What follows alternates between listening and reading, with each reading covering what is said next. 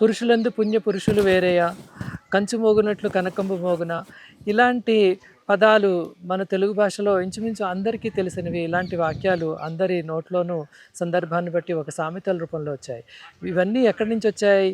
ఇవన్నీ కూడా వేమన అని ఒక ప్రజాకవి 14వ శతాబ్దంలో ఆంధ్రప్రదేశ్లో వేమన రాసిన అనేక పద్యాలు ఆ సమయంలో ఒక విప్లవాన్ని సృష్టించాయని చెప్పాలి. ఈరోజు నేను వేమన గారి సమాధి దగ్గర ఉన్నాను. ఆ సమాధిలో వేమన గురించి, ఆయన రాసిన పద్యాల గురించి, ఆయన గొప్పతనం గురించి తెలుసుకునే ప్రయత్నం చేద్దాం పదండి. మానవలోకానికి స్వాగతం, మా నవలోకానికి స్వాగతం, మా లోకానికి స్వాగతం.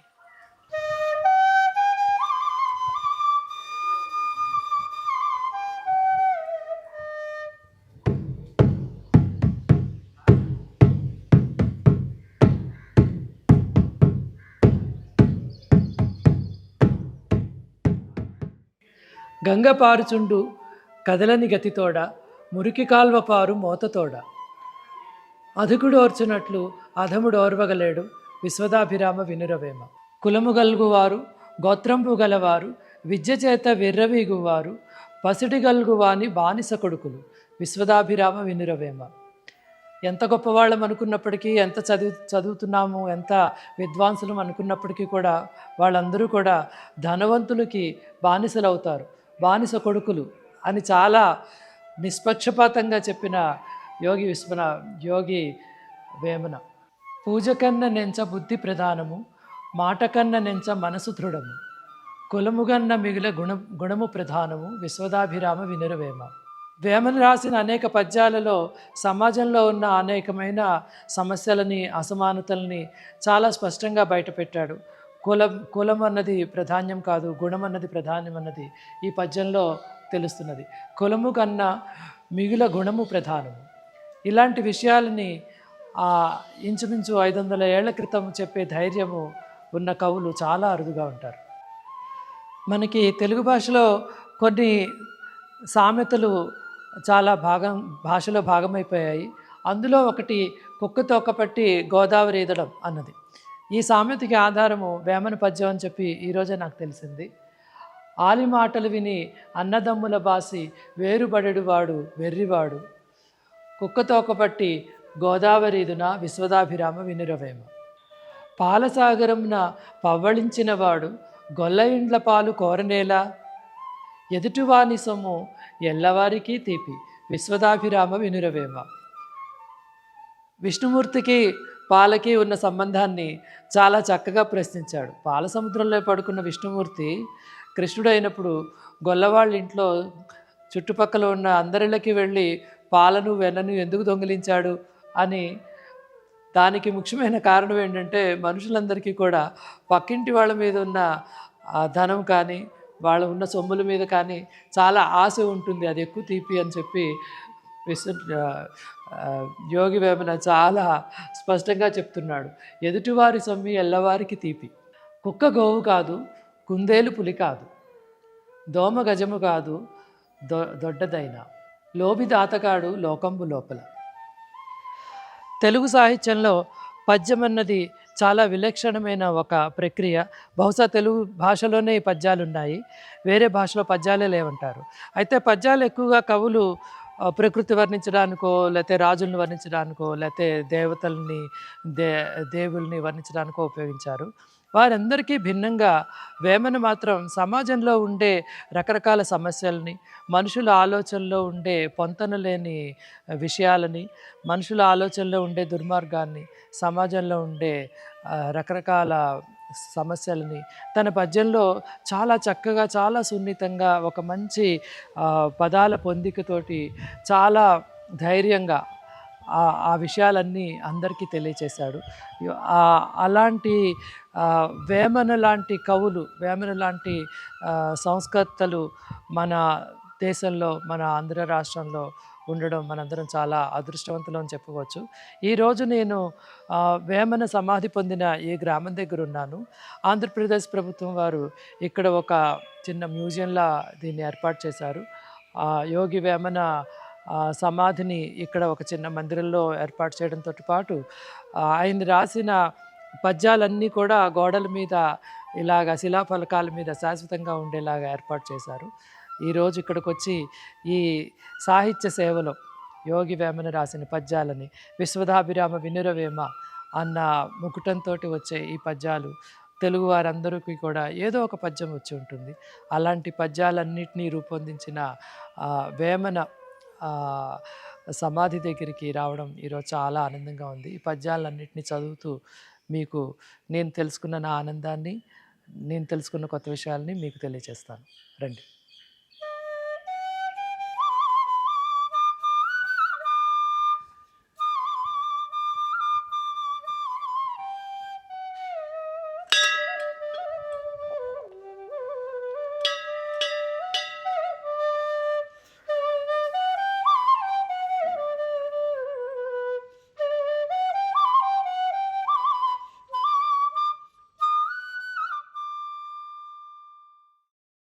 ఇక్కడ ఈ ఊరి పేరేంటమ్మా? కటారపల్లి. కటారపల్లి. కటారపల్లి. ఇది సత్యసాయి జిల్లా. సత్యసాయి జిల్లా. సత్యసాయి జిల్లా కటారపల్లి. గ్యాన్లపేట. ఇది ఏగువేమన మండలం యోగివేమన మండలం. ఇప్పుడు తల్లి నెరుగువాడు దైవంబు నెరుగును, మన్ను నెరుగువాడు మిన్ను నెరుగు, మన్ను మిన్ను నెరిగిన తన్ను తా నెరుగురా విశ్వదాభిరామ వినురవేమ. ఈ పద్యంలో ఒక ప్రత్యేకత ఉన్నది. నా రా ఈ 2 అక్షరాలు తరచూ వస్తూ ఉంటాయి. ఇది చదవడానికి కొంచెం నాలిక తికమక్క అవకాశం ఉంది. కానీ భావం ఎంతో అద్భుతంగా చిన్న చిన్న పదాల్లో చెప్పాడు. తల్లి నెరిగినవాడు దైవం, తల్లిని దైవాన్ని సమపోలుస్తున్నాడు. అదేవిధంగా మన్ను నెరుగునవాడు మిన్ను నెరుగు. మన్ను అన్నది ఒక పదార్థం, ఒక మెటీరియల్ని సూచిస్తుంది. మిన్ను అంటే శూన్యము. పదార్థము శూన్యము రెండూ తెలిసిన వాడే మోక్షాన్ని తన్ను తాను ఎరుగుతాడు. ఒక పదార్థాన్ని, ఒక శూన్యాన్ని, ఆ రెండు తెలుసుకున్నవాడే తనను కూడా తాను తెలుసుకుంటాడు అని అంటారు. చాలా అద్భుతంగా ఇది త్రివిక్రమ అవతారంలో చాలా బాలవటువు అయిన విష్ణుమూర్తి నాకు 3 అడుగులు కావాలన్నప్పుడు 1 అడుగు ఆ భూమిని మొత్తం ప్రపంచాన్నంతా కొలిచాడు, 2వ అడుగుని ఆకాశాన్ని కొలిచాడు, 3వ అడుగుని అహంకారం బలి నెత్తి మీద పెట్టి అహంకారాన్ని అణిచాడు. ఈ 3 కూడా మన సృష్టిలో అన్నీ కూడా 3లోనే వస్తాయి. దానికే ఇది మన్ను అంటే భూమి, మిన్ను అంటే ఆకాశము, తన్ను తాను తెలుసుకోవడం. ఈ 3 కూడా వామన అవతారంలో ఉండే ఆ స్థూలమైన సిద్ధాంతాన్ని ఈ పద్యంలో వేమన చాలా చక్కగా చెప్పారు. తల్లి నెరుగువాడు దైవంబు నెరుగును, మన్ను నెరుగువాడు మిన్ను నెరుగు, మన్ను మిన్ను నెరిగిన తన్ను తా నెరుగురా విశ్వదాభిరామ వినురవేమ. తెలుగు భాష చేసుకున్న అదృష్టం తెలుగు భాషలో పద్యాలు. రకరకాల పద్యాలు అంటే ఛందస్సు చాలా అద్భుతంగా తెలుగు భాషలో అభివృద్ధి చెంది కవులకి రకరకాల పద్యాలను రాసే అవకాశము, శక్తి సామర్థ్యాలు ఉన్న కవులు తెలుగు భాషలో ఉన్నారు. ఆ పద్యం యొక్క గొప్పతనాన్ని వేమన రాసిన పద్యంలోనే చదువుదాము. నిక్కమైన మంచి నీలం ఒక్కటి చాలు, తళుకు బెళుకు రాలు తట్టడేలా, చదువు పద్యం అరయ చాలదా ఒక్కటి విశ్వదాభిరామ వినురవేమ. నిక్కమైన మంచి నీలం ఒకటి చాలు, తళుకు బెళుకు రాలు తట్టడేలా, చదువు పద్యం అరయ చాలదా ఒక్కటి విశ్వదాభిరామ వినురవేమ. ఒక మంచి నీలం లాంటి పద్యం ఒకటున్నా చాలు, తళుకు బెళుకుమనే రాళ్ళు ఎన్నుంటే ఏం లాభము, మంచి పద్యాన్ని ఒకటి చదివితే చాలు. ఏ పనైనా మొదలుపెట్టినప్పుడు ఆ పని పూర్తయ్యేంత వరకు ఎంత దృఢ నిశ్చయంతో, ఎన్ని కష్టాలు వచ్చినా ఆ పని సాధించాలని ఒక ఆశయంతో పనిచేయాలన్న విషయాన్ని వేమన ఈ చిన్ని పద్యంలో చాలా అద్భుతంగా చెప్తారు. ఆ పద్యం చదువుతాను, వినండి. పట్టు పట్టరాదు, పట్టి విడువరాదు, పట్టనేని బిగియ పట్టవలయు, పట్టు విడుట కన్నా పడి చచ్చుటయే మేలు విశ్వదాభిరామ వినురవేమ. అంటే దాని అర్థం ఏంటంటే, ఏదైనా ఒక విషయాన్ని మనము చేద్దామని నిశ్చయించుకున్నప్పుడు పట్టుదలతోటి అలాంటి విషయాల్లో అసలు ముందర నిర్ణయం చేయకుండా ఉంటేనే బెటర్. అలా అసలు చేయకుండానే ఉంటే మంచిది. పట్టరాదు. కానీ ఒకవేళ మనం ఏదైనా నిర్ణయం చేసుకున్నప్పుడు ఆ పట్టిన పట్టు విడువరాదు, పట్టి విడువరాదు అనేది 2వ పాయింట్. పట్టినేని బిగే పట్టవలేదు. మనం ఏదైనా నిశ్చయం చేసుకుని ఒక విషయాన్ని సాధిద్దాం అనుకున్నప్పుడు చాలా గట్టిగా బిగే పట్టవలేను అంటున్నాడు. ఆ విషయాన్ని గట్టిగా పట్టుకుని సాధించాలి. అయితే పట్టు విడుట కన్నా పడు చచ్చుటయే మేలు. మనం అనుకున్న దాన్ని అమ్మో కష్టాలు వచ్చాయిలే ఇంకెందుకులే చేయడం మానేద్దాంలే అని ఆ మొదలుపెట్టిన పనిని మధ్యలో మానేయడం అంతకన్నా చచ్చిపోవడమే మేలు అని చెప్పి వేమన పద్యంలో చెప్తున్నారు. పట్టు పట్టు పట్టరాదు, పట్టి విడువరాదు, పట్టునేని బిగియ పట్టవలెను, పట్టు విడుట కన్నా పడు చచ్చుటయే మేలు, విశ్వదాభిరామ వినురవేమ. వేమన మొదట భోగి వేమన అని చెప్పి అందరూ అంటారు.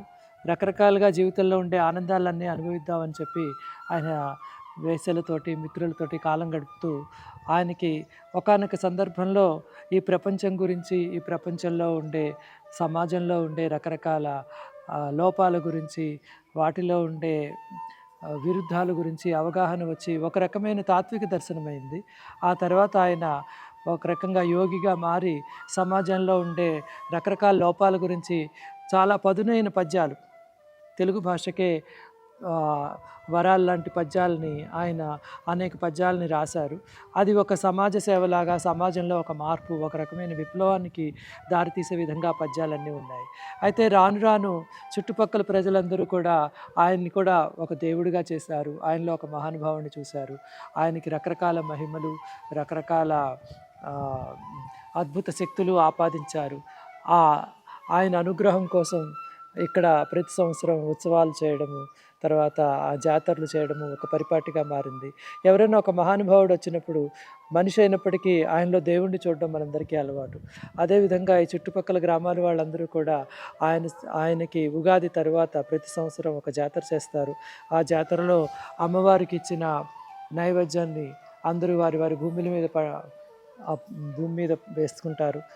ఎక్కడైతే ఆ నైవేద్యం ఆ భూమి మీద వేశారో అక్కడ పంటలు బాగా పండుతాయని చెప్పి కూడా ఇక్కడ చుట్టుపక్కల ప్రజలందరూ నమ్ముతూ ఉంటారు. హృదయమందునున్న యూసుని తెలియక శిలలకెల్ల మొక్కు జీవులారా, శిలలనేమియుండు జీవులందేగాక, విశ్వదాభిరామ వినురవేమ. హృదయంలోనే ఈశ్వరుడున్నాడు. ఈశ్వరుని తెలియకుండా ఎన్ని శిలలను మొక్కితే మాత్రము మనకి ఏమి మోక్షం వస్తుంది?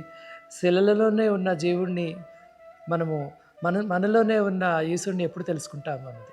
కాయగూరలు తిని కాషాయ వస్త్రములు బోడినెత్తి కలిగి బొరయుచుండ్రు, తలలు బోడులైన తలపులు బోడుల, విశ్వదాభిరామ వినురవేమ. బొడల బూది పూసి జడలు ధరించిన నొడయైన ముక్తి బడయలేడు, తడక బిర్రు బెట్ట తలపుతో సరియౌనే, విశ్వదాభిరామ వినురవేమ. విప్రులెల్లగూడి వెర్రు గూతల గూసి సతిపతులకున్ గూర్చి సమ్మతమున, మును ముహూర్తముంచ ముండెట్లు మోసెరా, విశ్వదాభిరామ వినురవేమ. తపు వేషధారులు మహిమీద 10,000 మూఢజనుల గలుప మూగుచుండ్రు, కొంగలు గుమిగూడి కొరకవా బోధలు, విశ్వదాభిరామ వినురవేమ.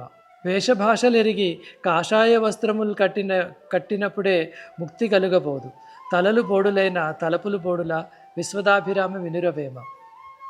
పైపై ఆర్భాటాలతోటి కాషాయ వస్త్రాలు కట్టుకుని రకరకాలుగా మనం వేషాలు మార్చినంత మాత్రాన ముక్తి వస్తుందా? మన మనసులో ఏమున్నదో అనేది చాలా ముఖ్యమైనది. రాతి బొమ్మకేల రంగైన వలువలు, గుళ్ళు గోపురములు కుంభములను, కూడుగుడ్డ తాను కోరునా దైవం. దైవం కోరుకునేదేంటి? మంచి మంచి రంగైన వలువలు కోరుకుంటున్నాడా, గుళ్ళు గోపురాలు కోరుకుంటున్నాడా అని మనసూటిగా ప్రశ్నిస్తున్నాడు. ఆయన రాసిన కవిత్వాలు సమాజంలో ఇప్పటికీ కూడా మనని ప్రశ్నిస్తూ ఉంటాయి.